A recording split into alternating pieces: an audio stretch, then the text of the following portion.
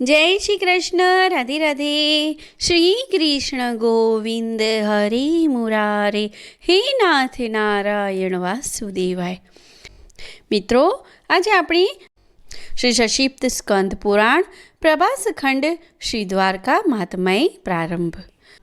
गोमती में स्नान अने भगवत पूजननो महिमा। ऋषि बोल्या, हे दैत्यवर महाभाग प्रहलादजी, तमने अनेक वार धन्यवाद छे, केम के तमे आ कलियुग में अमने श्री हरिना दर्शन कराव्या। ज्यां गोमती नदी वहे छे ते स्थान पर आपणे अवश्य जवुं जोईए, केम के त्यां श्री हरि चक्रतीर्थनु निरीक्षण करता रहीने सदा निवास करे छे। हे महामते, हवे गोमती में स्नान तथा भगवान श्री कृष्णना पूजन विधिनु वर्णन करो। प्रहलादजीए कह्युं, गोमतीना तट पर जईने प्रथम तेमने साष्टांग प्रणाम करवा, पछी हाथ पग धोईने बंने हाथमां दर्भ लई तथा अक्षत अने फळ वगैरे लईने संयमपूर्वक पूर्वाभिमुख बेसवुं अने विधिवत अर्घ्य आपो। अर्घ्यनो मंत्र आ प्रमाणे छे। हे ब्रह्मलोकथी आवेला वशिष्ठ पुत्री गोमती, हूँ मारा सर्व पापोथी मुक्त थवा माटे तमने आ अर्घ्य आपू छूं। हे वशिष्ठ पुत्री, तमे अपार शक्तिशाળી छो। सुयशथी सुशोभित थनारा त्रिभुवन वदिता गोमती देवी, मारा पापोनी हरी लो। आ मंत्र बोलीने हाथ में माटी लईने मनमा भगवान विष्णुનું स्मरण करीने नीचेनो मंत्र बोलवो। अश्वरथ तथा भगवान विष्णु द्वारा आक्रांत थनारा वसुंधरे तमने सैकड़ों भुजाओवाळा वराह रूपधारी भगवान विष्णुए जड़मांथी उठाव्या छे। मृतिके, मारा पूर्व सच्चित पाप हरी लो। तमारा द्वारा पाप नष्ट थई जता मनुष्य मुक्त थई जाय छे। आ प्रमाणे कहीने ते मृतिका माटीने बधा अंगो पर चढ़ावीने अने विधिपूर्वक स्नान करवुं। स्नान करता आपो अस्मान वगैरे वैदिक मंत्रोનું ઉચ્ચારણ કરવું જોઈએ।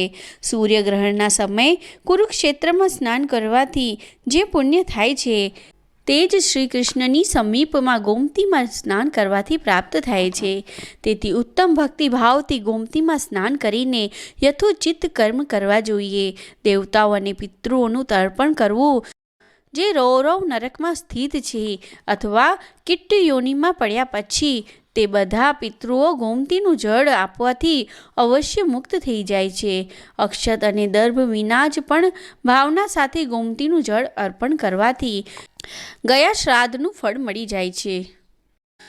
આ પ્રમાણે તર્પણ કર્યા પછી તીર્થવાસી વેદજ્ઞ બ્રાહ્મણને નિમંત્રિત કરવા અને વિશ્વદેવ વગેરેના પૂજનપૂર્વક પિતૃઓનું શ્રાદ્ધ કરવું। સોનું અને ચાંદીની દક્ષિણા આપવી।